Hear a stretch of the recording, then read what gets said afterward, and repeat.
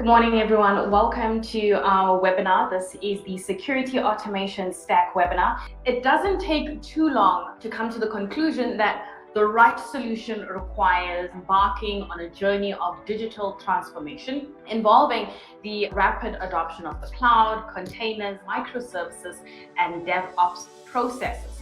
So in this webinar, we're going to discover Cloud Security Automation Stack, a framework for representing all aspects of infrastructure and security as code, coupled with automation applied throughout the build, deploy, and run phases.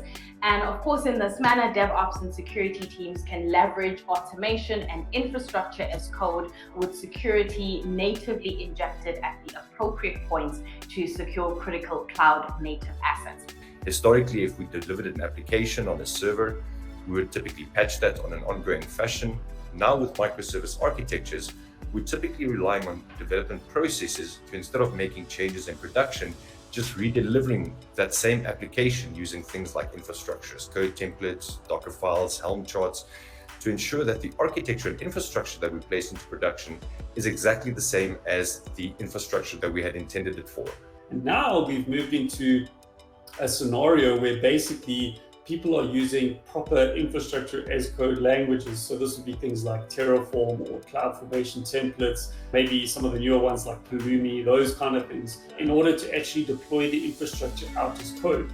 How do we gain that deep visibility across cloud to understand what we have? Because typically what happens is an organization invests in disparate multiple tooling to cover specific aspects of cloud. Because remember, with cloud, we can be using multiple cloud providers, we can be using multiple compute form factors, from VMs to containers, container as a service, through to serverless capabilities.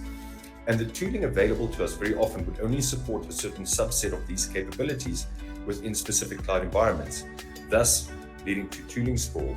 And organizations then battle to gain clarity of the risk posture in their environment because they have to stitch this information together from disparate tools. We have the ability to integrate with some AWS tools like AWS Code Build and pipelines and stuff in terms of the automation process of building microservices application. However, that's one tiny aspect of what Prisma Cloud can do in terms of the integrations with AWS. Thank you once again to Palo Alto Networks for allowing this conversation to be possible. Until next time, goodbye.